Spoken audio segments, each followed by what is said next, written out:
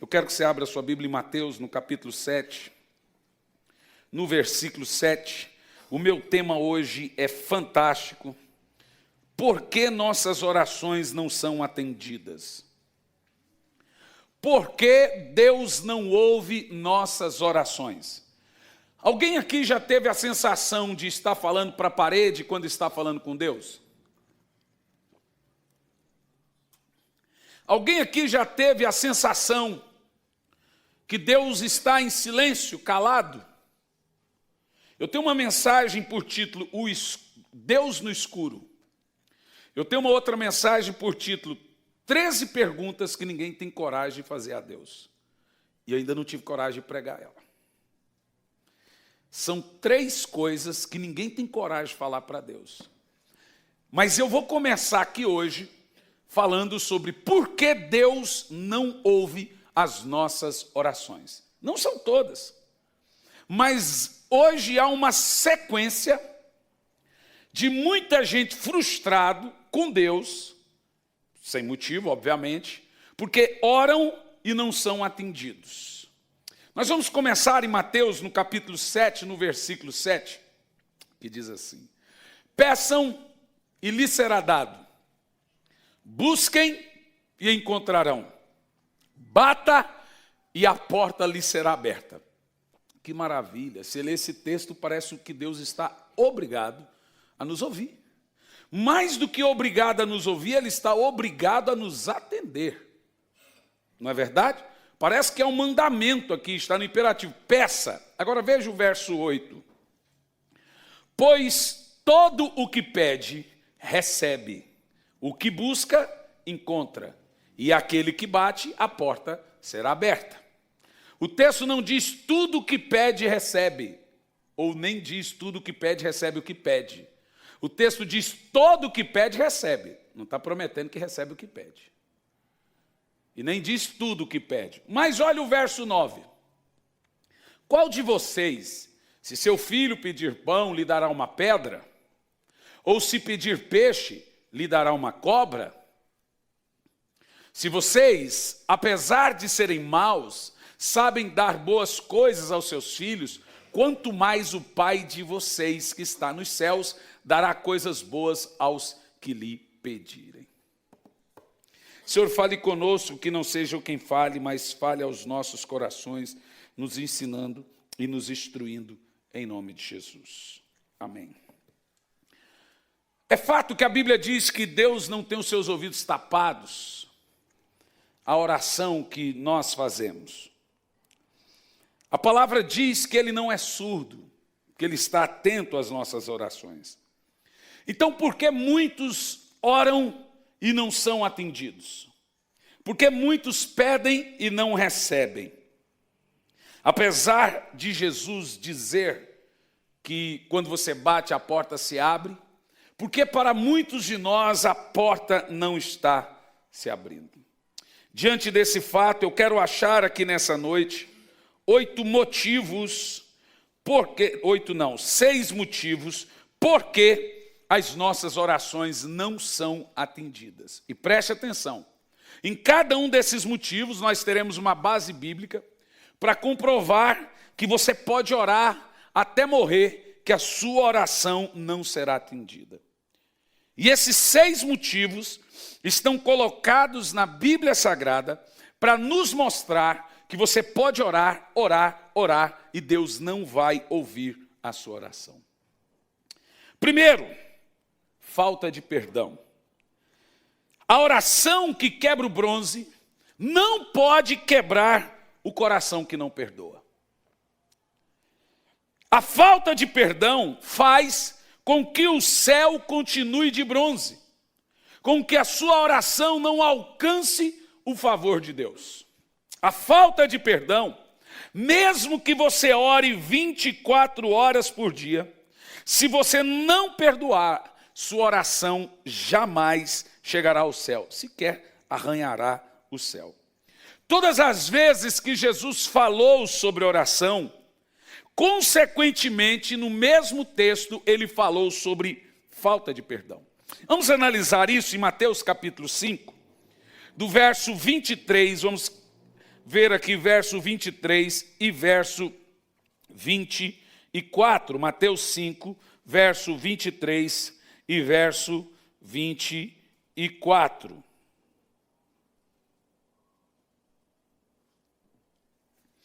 Toda vez que Jesus falou sobre oração, em o mesmo texto ele falou sobre falta de perdão. Diz assim: portanto, se vocês estiverem apresentando a sua oferta diante do altar e ali se lembrar que o seu irmão tem algo contra você, preste atenção nesse texto.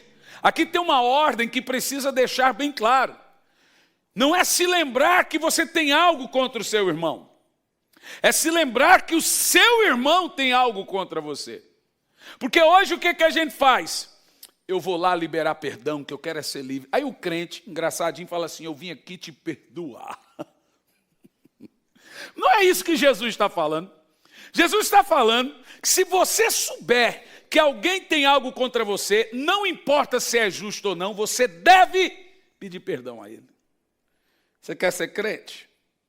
Já começa por aí. Agora prossegue o texto.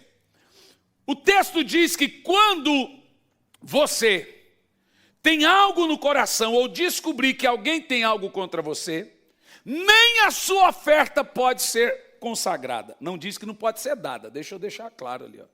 Antes que alguém fale: não dou oferta porque eu tenho mágoa. A Bíblia diz que você tem que dar. Diz assim, ó, deixa a sua oferta lá. Então, irmão, deixa a oferta e diz assim, ó, diante do altar e vá primeiro reconciliar com o seu irmão. Depois você vem e fala: pastor, consagra aquela oferta que eu dei. Isso significa o seguinte: você deu a oferta, a sua oferta está lá contabilizada, mas Deus só vai aceitar ela como oferta quando você se reconciliar. É nesse sentido que Jesus está falando. E o texto diz: depois volte e apresenta a sua oferta. Isso significa: Senhor, o senhor lembra aquela oferta que eu fiz? Pois bem, eu reconciliei e agora eu quero apresentar aquela oferta. Porque ela já está diante do altar. Você começa a perceber que, no verso 15, veja desse mesmo capítulo, Jesus vai dizer que a oferta, que o perdão, ele interfere, gente, diretamente até na salvação da sua alma. Mateus 6, no versículo 12. Jesus nos ensinando a orar, ele vai nos dizer que o perdão, ele interfere diretamente até mesmo na salvação. Mateus 6, versículo 12, lá na oração do Pai Nosso, vamos orar o Pai Nosso? Pai nosso que estais nos céus, santificado seja o teu nome, venha a nós o teu reino, seja feita a tua vontade, assim na terra como nos céus. O pão nosso de cada dia nos dai hoje, perdoe as nossas ofensas, assim como nós processamos quem nos ofendeu. Não é não? Eu falei errado? Mas eu acho que o crente lê assim. Irmão, eu quero que você me diga, aonde tem danos morais no cristianismo? Não existe. Não existe. A Bíblia diz que você tem que aprender a deixar passar. Perdoar quem te ofendeu como Deus perdoou você. Veja, a Bíblia deixa claro isso. Agora olha o versículo 15. Ainda na oração, Jesus diz assim: se não perdoares uns aos outros, o Pai Celestial não te perdoa. Para você ser salvo, você tem que ser o quê? Perdoado. Se você não for perdoado por Deus, você não consegue ser salvo. Agora veja você, como hoje nós temos um grupo de cristãos realmente problemáticos, uns contra os outros, todos contra um, e você vai perceber que o rancor, a mágoa, a ferida, ele tem dominado o cristianismo, e a falta de perdão hoje é um mal constante na igreja. Estava pregando num culto, uma senhora, numa mensagem minha, obviamente eu estava falando sobre isso, ela se levantou e disse: o senhor está querendo me dizer que se aquela pessoa que matou o meu filho, se Deus perdoar ela, ainda eu vou ter que encontrar com ela no céu? O senhor não está na minha pele? Falei: não estou dizendo que você vai encontrar com ele no céu. Você não vai para o céu. Arrisca ainda o ex-criminoso ir para o céu. E você não. Gente, nós não perdoamos as pessoas porque é justo. Porque se perdão fosse justo, não seria perdão. Nós perdoamos porque é um ato de misericórdia. As pessoas são perdoadas não é porque elas precisam, é porque elas merecem. E merecem porque nós merecemos o perdão através de Cristo. E uma outra coisa que eu aprendo sobre perdão, que perdão não é ausência de justiça. Perdão é transferência de justiça. Deixe-me te explicar. Tem muita gente que não perdoa porque ela diz, não é justo. Então eu vou perdoar e a coisa vai ficar assim mesmo. Não. Toda vez que você perdoa, você transfere para Deus a justiça que você está praticando no coração por não perdoar. Aí Deus vai agir. Enquanto você não perdoa, Deus entende que você já está tendo a justiça no coração. Então, perdão não é ausência de justiça. Perdão é transferência. É transferir para Deus que Ele haja justamente por sua causa. Uma outra coisa que as pessoas sob perdão acusam é que elas perdoam, mas não conseguem esquecer. Basicamente, essas pessoas estão firmadas aonde Deus, quando perdoa os pecados dos outros, Ele diz que não se lembra mais. Algumas pessoas interpretam isso, então, que perdoar é não se lembrar. Não é. Quando a Bíblia diz que Deus não se lembra mais dos nossos pecados, ela não está dizendo que Deus esqueceu na sua memória. Ela está dizendo que Deus não lança na cara os nossos pecados. É nesse sentido. Perdão não é você esquecer, o nome disso é amnésia. Perdão é não lançar mais na cara o que a pessoa fez contra você. Isso é perdão. Perdão é tirar a mão do pescoço quando você tem direito de enforcar. Isso é muito sério. Nós devemos levar isso em consideração. Veja em Marcos, capítulo 11, no versículo 25. Esse é um dos temas que mais requer atenção. Das 6 coisas que impedem Deus de ouvir as nossas orações. Por que Deus não nos ouve? Em Marcos 11, 25. Veja que lá em Mateus, Jesus disse que se você trouxer a oferta e descobrir que alguém tem algo contra você. Agora, nesse texto fala de você ter algo contra alguém. Em dias atuais de redes sociais, de gente se engalfinhando e dando alfinetada, é muito difícil você não ter algo contra alguém. Eu já pensei várias vezes em desfazer de rede social. Mas eu uso muito isso para divulgar os eventos, para a missão e etc, etc. Mas Deus tem que me tratar. Porque as pessoas taiam o sangue da gente. Ai, gente, eu leio cada coisa. Eu falo assim, não acredito. Mas o texto diz assim, presta atenção. Quando você estiver orando. O quê? Quando você estiver orando. Se tiver alguma coisa contra alguém, perdoa.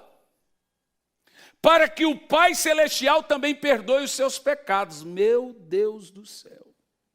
Você percebeu que se na hora que você estiver orando, e o seu coração estiver manchado por algo contra alguém, a sua oração não é respondida. Então a Bíblia diz que a primeira coisa que um cristão deve fazer, quando ele estiver orando, é se lembrar que ele tem algo contra alguém e falar, Senhor, eu perdoo. Mas não é perdoar aqui, depois ir lá e perdoar. Pedir perdão e perdoar.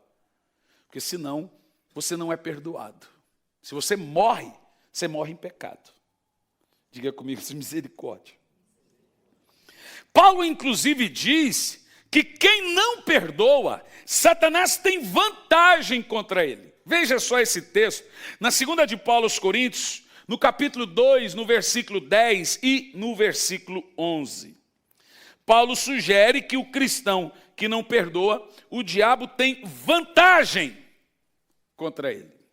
Paulo diz assim, se vocês perdoam alguém, eu também perdoo.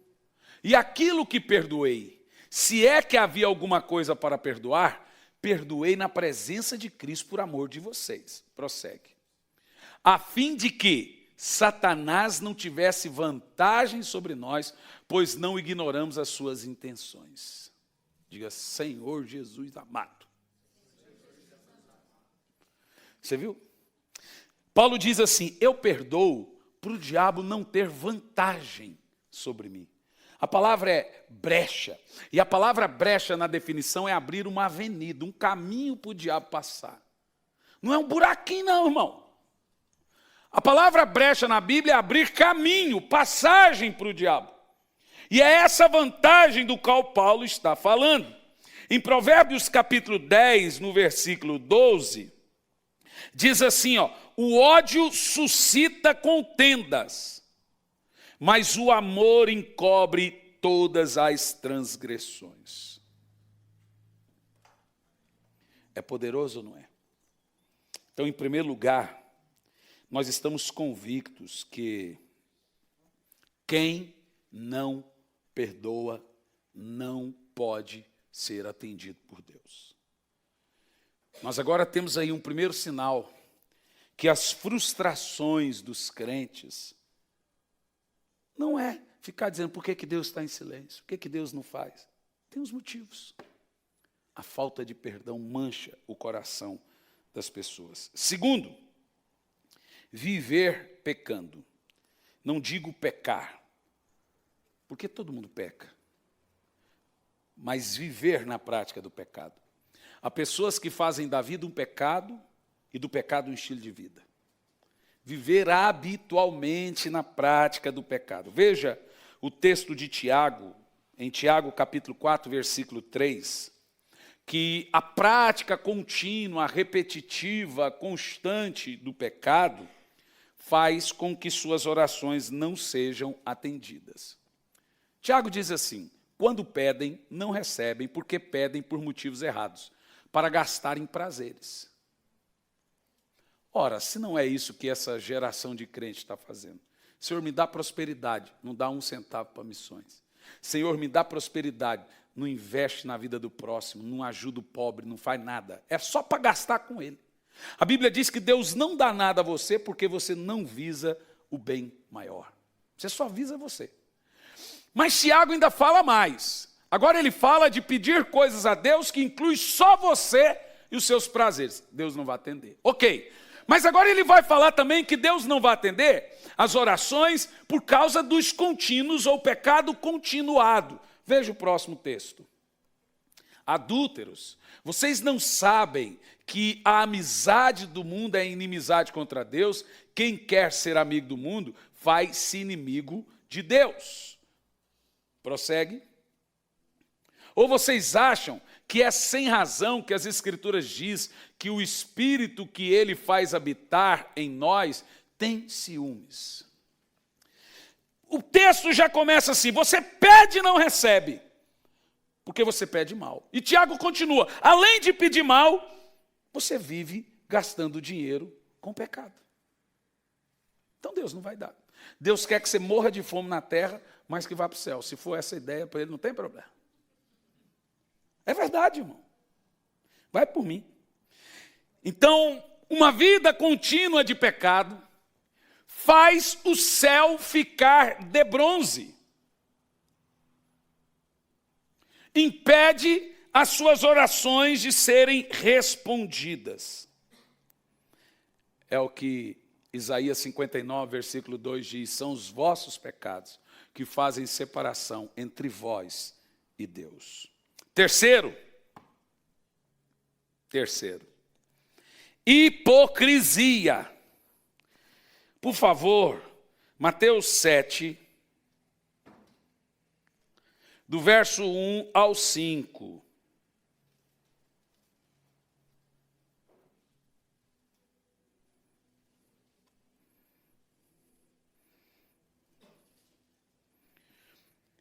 O texto diz assim, ó: não julgueis para que vocês não sejam julgados, pois a mesma forma com que julgarem, vocês serão julgados, e a medida com que usarem também será usado para medir vocês. Bom, tem gente que realmente diz que a Bíblia não está proibindo você de julgar, está proibindo você julgar sem olhar para a trave no seu olho. Não é isso, não. A Bíblia diz também que julgar sem olhar para a trave no olho é sério. Mas o texto começa assim, ó. Vamos ver se Jesus disse que é para julgar ou não julgar. O texto começa, verso 1. Não julgueis para que você não seja julgado. O texto começa dizendo, não julgue. Não tem meio tempo, não julgue. Acabou. Segue o verso 3. Por que você repara no cisco que está no olho do teu irmão e não se dá conta da viga, ou seja, do seu enorme pecado que está no seu próprio olho? Como que você pode dizer ao seu irmão, deixa-me tirar o cisco do seu olho, quando há uma viga no seu olho? Verso 5. Hipócrita. Você viu agora o que é hipocrisia? Hipocrisia é quando você é condescendente demais com seus erros e duro demais com o erro dos outros. Na realidade, hipocrisia é o pecado comum da igreja. A gente olha sempre para as pessoas com o olho mais severo e olha muito no espelho com o olho de coitado, de vítima. Eu sou um pobre, um coitado. E a Bíblia diz que a hipocrisia impede as nossas orações de serem atendidas. Tira o cisco do teu olho e depois se preocupe com o seu irmão, disse Jesus. Sobre isso, Paulo fala em 1 Coríntios, capítulo 11, versículo 28. Examine-se, pois, o homem a si mesmo. Todos nós vamos dar conta diante de Deus. Já é difícil dar conta da nossa vida.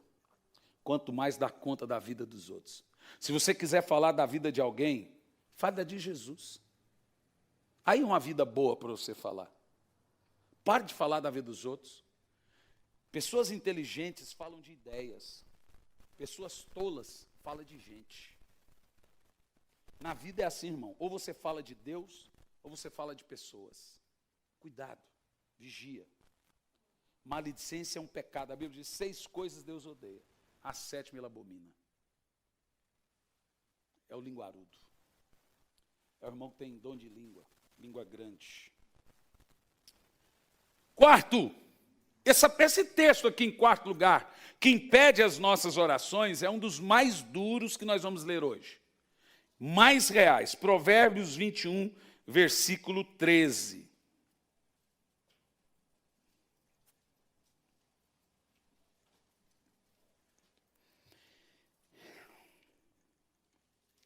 Ignorar aos pobres. Olha que texto terrível. Quem fecha os ouvidos ao clamor dos pobres, clamará e não terá resposta. Se esse texto não diz o porquê que a maioria das pessoas não são ouvidas por Deus, me encontre outro que diz. Aquele tipo de gente que você pede ajuda, que você fala, que você convoca, irmãos, vamos ajudar o próximo, vamos trazer um alimento, não vai doer ninguém, vamos fazer isso, vamos mandar um recurso. Teve gente que disse assim para mim, pastor Hernani, arrumou um negócio lá na África e quer obrigar a gente a pagar. Ninguém pediu.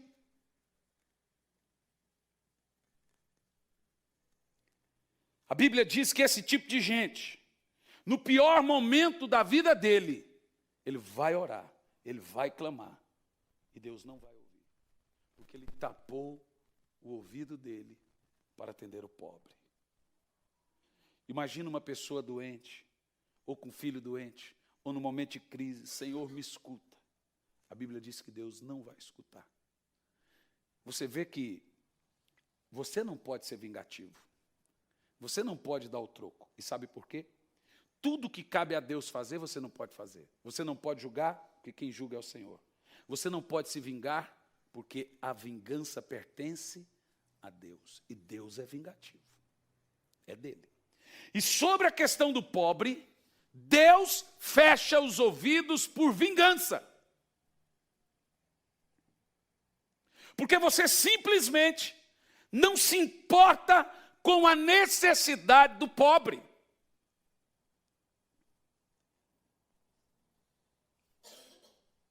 Em quinto lugar,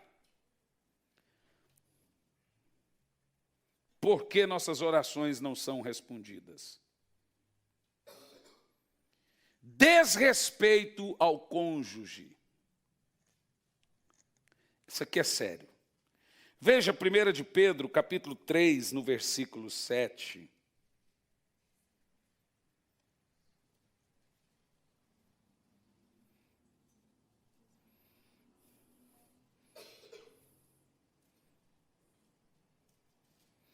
1 de Pedro 3, versículo 7. Olha, irmãos, nós devemos analisar a coisa sobre o seguinte. Está tudo errado. Está tudo errado. Orações não são respondidas, orações não são atendidas, bênçãos não são respondidas, bênçãos não são atendidas, bênçãos não são dadas, não vem, não acontece, por vários motivos. Olha esse motivo. Do mesmo modo, vocês, maridos, sejam sábios no convívio com suas mulheres.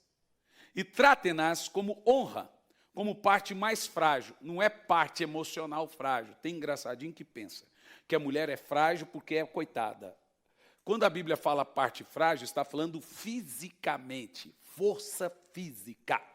Porque a mulher é infinitamente mais forte do que o homem.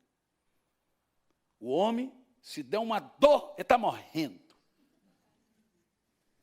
Mas Paulo diz, conviva bem com a sua mulher, porque ela é frágil fisicamente. Fisicamente. Eu falei alguma mentira? Ok. Apenas isso. E diz assim, e co-herdeiras, é salva, igual a você, tem os mesmos direitos que você, da graça da vida, de forma que não seja interrompida as suas orações. Irmãos, é muito difícil, muito duro você entrar numa casa e você perceber que aquela casa não tem o favor de Deus. Você perceber que o ambiente é pesado. E uma casa, o ambiente é pesado por várias situações. Primeiro, o céu é de bronze. As orações daquela casa, pode orar o cachorro, o papagaio, o filho, a avó, a sogra, não vai resolver. E por quê? Porque há um desrespeito mútuo de filhos para pais, pais para filhos, esposa, marido e etc. Um grita com o outro grita com um. Não há o exercício do perdão. E essa gritaria, esse desentendimento no lar, fecha as portas de Deus nessa casa. A Bíblia diz, tenha um bom convívio dentro da sua casa. Lá no final, para que as suas orações não sejam interrompidas. A Bíblia vai dizer, não deixe que o sol ou o dia vire sobre a sua briga ou ira. Eu aconselho vocês a não dormirem brigados. O outro dia é outro dia e a confusão choca e cria filho. Então, irmão, durma 5 horas da manhã, 4, mas resolva. Não vire um para o lado, outro para o outro, e deixe o diabo tirar proveito daquele momento, daquelas palavras. Não deixe o outro dia virar sem que resolva as situações na casa, porque é muito difícil. Você pode precisar orar e Deus te atender com urgência, a sua oração não vai ser atendida. Então, em quinto lugar, o que interrompe o favor de Deus na sua vida, irmão, não tem nada melhor que chegar em casa e falar, eu estou em casa, deitar na sua caminha, no seu vaso. Eu estou no meu vaso.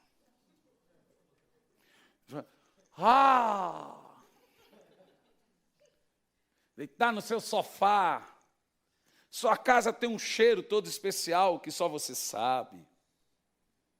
Mas tem gente que ele é muito mais feliz fora de casa do que em casa. Tem mulher que fala, pastor, meu marido vai aposentar. Começa a orar, pastor. A aposentadoria de alguns maridos é o terror de algumas mulheres.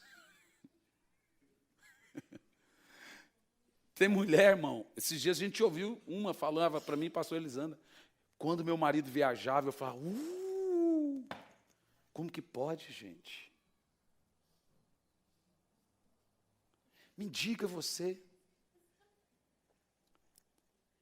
Será que é impressionante, tem famílias que se reunir todo mundo, o pau quebra. É um talento para confusão algumas famílias. Meus amados irmãos, nós devemos, e tudo começa lá do primeiro princípio, o exercício do perdão, o diálogo, a conversa. Sabe, esse joguinho de baleia azul, esses adolescentes se matando. Alguém vai dizer assim, quer se aparecer, vai arrumar serviço. E se foi só um gatilho para provar o quanto os pais têm um abismo entre os filhos. Não conhecem.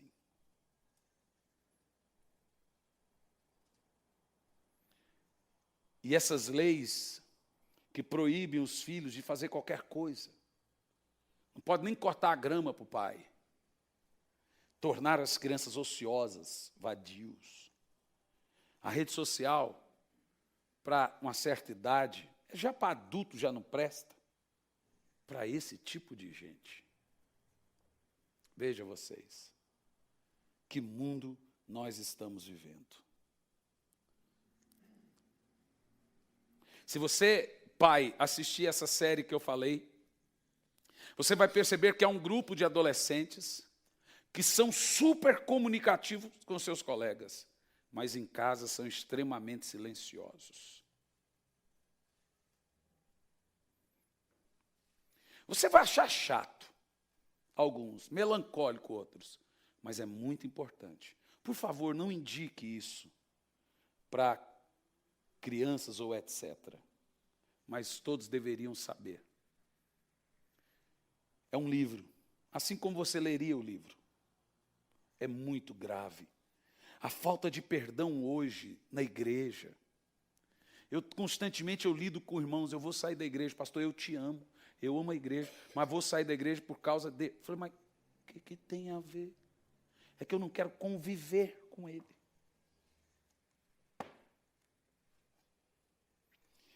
Irmãos, a coisa mais assustadora hoje é que o cristão não sabe mais praticar o cristianismo.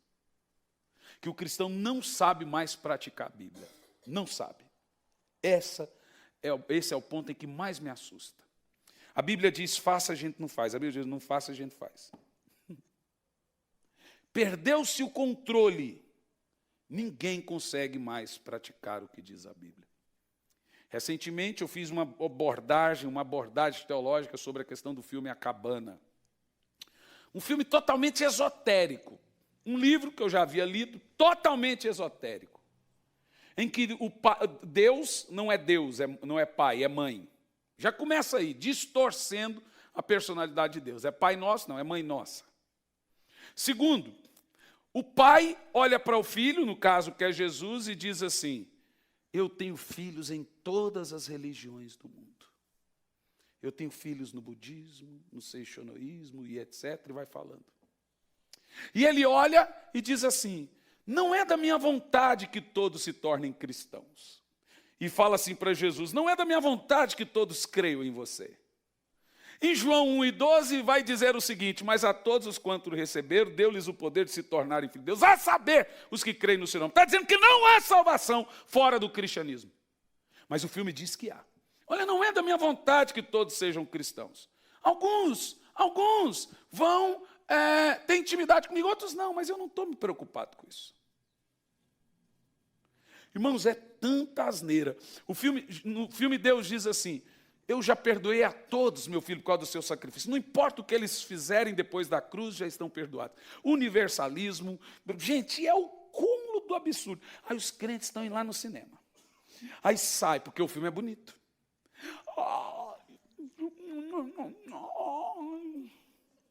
Aí eles acham lindo. É como se você atacasse Ghost. Teve um que foi falar assim, eu achei bonito. Eu aprendi muito sobre Deus. Falei, se você tivesse lido a Bíblia, você aprenderia mais. Porque eu aprendi sobre perdão. A Bíblia já fala. Porque eu chorei muito. Quando você assistiu Ghost, você virou espírita? E chorou um monte. Porque o filme é bonito, ele deve ser de Deus. Aí você põe lá todas as partes teológicas, explicando tecnicamente por que o filme foi condenado por todos, não foi alguns teólogos, não. Todos os teólogos sérios fizeram análise do filme e falaram assim, esse filme não presta, é esotérico. É ecumênico, esotérico, universalista e um monte de coisa. Que, minha filha, você apanha feito um cachorro sofredor na internet. Eu falei, deixa para lá que se lasque também. Vamos para o inferno, cambada, de uma vez, vá. As pessoas realmente, elas querem viver o que elas querem, o que elas pensam, o que elas aí eles falam assim, Deus quer que eu seja feliz. Não, Deus não quer que você seja feliz. Deus quer que você seja santo. A maior crise hoje é que não conseguimos mais seguir os princípios da Bíblia. E você sabe o que mais me assusta? Que um dia Jesus estava olhando para os seus discípulos e disse, quando o Filho do Homem vier, ele para. Quando o Filho do Homem vier, achará fé na terra. Sabe por quê? O total distanciamento dos princípios de Deus fez e faz essa descrença terrível que nós vivemos hoje no cristianismo. No entanto, meus irmãos, em sexto lugar, porque Deus não nos ouve? Desonrar e desrespeitar a autoridade espiritual. Romanos capítulo 13, versículo 1, nós vamos fazer uma análise sobre o que é autoridade espiritual. Porque realmente há pessoas que não concordam com o chamado cobertura espiritual. Esses dias o Ezequiel escreveu em um vídeo meu na internet. Comentário no YouTube. Meu pastor. Aí foi lá um engraçadinho e escreveu embaixo. Seu pastor é Cristo, deixa de ser idólatra. Realmente hoje há uma crise de pessoas que já estão feridas na igreja, estão feridas uns com os outros, são incongregáveis, irreconciliáveis, pastores em si mesmos, e agora estão se juntando. Agora você pega um fio desencapado e junta com outro fio desencapado, o que é que vira? É um cuito-se-cuito. O que existe é o seguinte, um monte de gente ferida dizendo, vamos se reunir.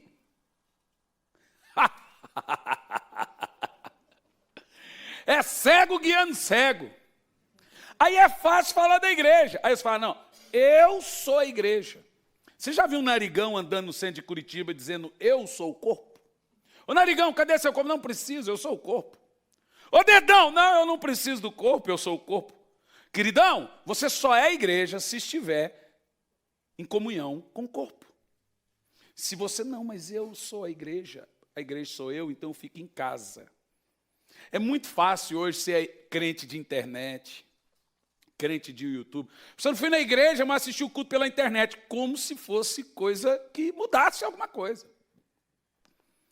Existe uma coisa que se chama atmosfera. A Bíblia diz, aonde o povo se reúne, aonde há comunhão entre os irmãos, dali desce o óleo precioso. Aonde o povo de Deus se reúne, o Senhor se faz presente. Aí você assiste na internet, você entende, mas duvido muito que recebe como receberia, porque não há uma atmosfera, não há uma manifestação como se tem no juntar, no ajuntamento de irmãos. Se acredita que igreja é só vir na igreja? Claro que não. Nós temos dois tipos de igreja, temos a igreja visível e a igreja invisível. A igreja invisível, ela é interdenominacional, ela é pura, imaculada e não tem pecado. A igreja visível é cheia de placas, cheia de defeitos, cheia de coisas, cheia de gente pecadora. Mas a igreja é quando os irmãos se reúnem. Ali, a Bíblia diz que o Senhor ordena as bênçãos. É como um óleo precioso que desce da barba de Arão. Não é verdade? No entanto, há um grupo de pessoas que passaram por um círculo. Caminharam para lá, para cá, não deram certo. Elas têm um prazo de validade de 6 meses nas igrejas. Até descobrir o defeito do pastor da igreja ou de alguém e falar, não gostei daqui, dali. Queridão, deixe-me te dizer, eu posso te fazer uma promessa, talvez alguns estão me vendo aqui pela primeira vez, eu tenho uma promessa para te fazer, eu vou decepcionar você. E eu te faço uma pergunta, o que você vai fazer depois disso? Vai ser mais um pastor na sua lista em que você está decepcionado? Irmão, quem vem para a igreja por causa de gente, sai por causa de gente. Quem vem por causa de Jesus, não sai. Eu sei que tem lugar que se torna insustentável. Eu sei que tem lugar que o pastor está em pecado. Essa semana, um jovem me procurou, um dos empresários mais proeminentes dessa cidade. Descobriu que o pastor dele está cobertando pecado. Ele chegou, pastor, fulano está em pecado, está na liderança. Eu sei, mas vou deixar para Deus cuidar. Não, pastor, o senhor está louco? Não, irmão, você não pode julgar. Não, pastor, ele está na liderança, ele prega. Não, eu sei que ele está em pecado, mas quem somos nós para julgar? Ele falou com o pastor, eu vou sair. Alertei, não falou, não, você está certo. Você não pode ser conivente com o pecado das pessoas. Mas, queridos, nós temos que entender que hoje é moda falar mal de polícia, falar mal de médico, falar mal de pastor, falar mal de político. Político merece. Alguns pastores? Talvez, mas não todos. Irmão, não tem nada, você percebeu que tudo que é autoridade hoje é desrespeitado? O professor apanha na classe, o policial, você vê os vídeos, a maneira como que eles são tratados, o juiz, você já viu o jeito que eles falam com o Sérgio Moro? Então é uma moda desrespeitar a autoridade. E isso faz Deus cerrar o céu sobre você. Olha o texto. Todos devem sujeitar-se às autoridades governamentais. Aqui fala de autoridades governamentais. Pois não há autoridade que não venha de Deus. As autoridades que existem foram por ele estabelecidas. Esse mesmo empresário me perguntou, pastor, eu devo entregar o imposto de 30% num país injusto como esse? Eu falei, tu deve. É porque eu fui num outro pastor rico aí, empresário, e ele falou, onde é que está na Bíblia mandando você entregar imposto de 30%? Olha, irmão. Meu querido, eu falei para ele, você não pode chamar Eduardo Cunha de corrupto, Lula de corrupto. Você não tem moral para falar isso. Se você tem funcionários, e isso acontece na maioria das vezes, que, ó, esse tanto eu te dou aqui na carteira, esse tanto é por fora, tá bom? E esse é o cristianismo que nós estamos vivendo hoje.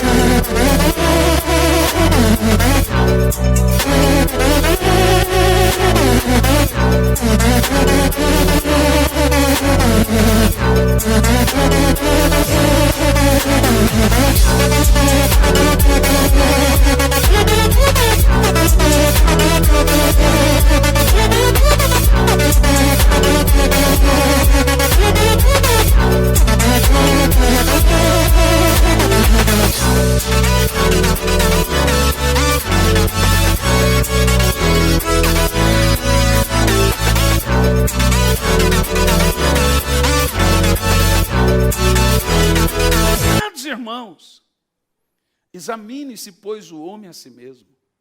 Cada um dará conta diante de Deus. Ah, mas é injusto. O injusto vai dar conta. Você não vai pecar com o pecado dele, né? E o texto continua. Não há autoridade que não foi por Deus. Verso 2.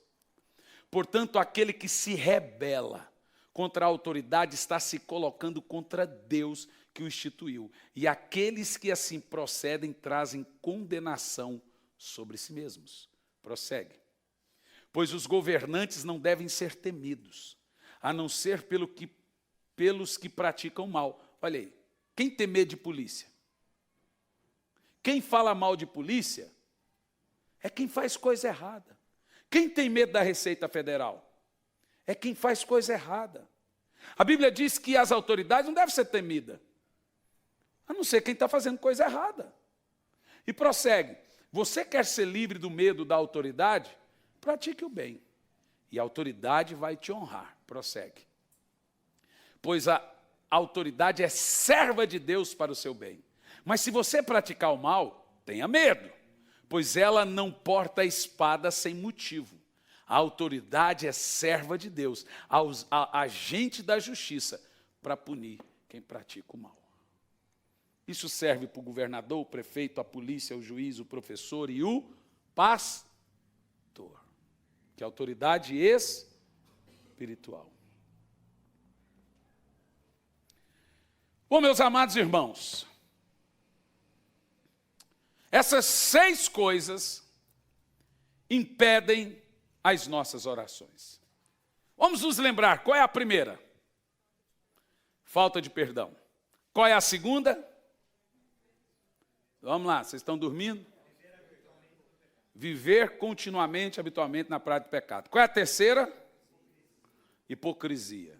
Qual é a quarta? Aquele que tapa o ouvido aos necessitados, ao pobre. Quem não se importa com o pobre. Qual é a quinta? Desrespeitar os cônjuges. Confusão na casa, briga, o pau quebra, um não respeita o outro. Qual é a sexta? As autoridades. Vamos orar a Deus. Fique em pé no seu lugar.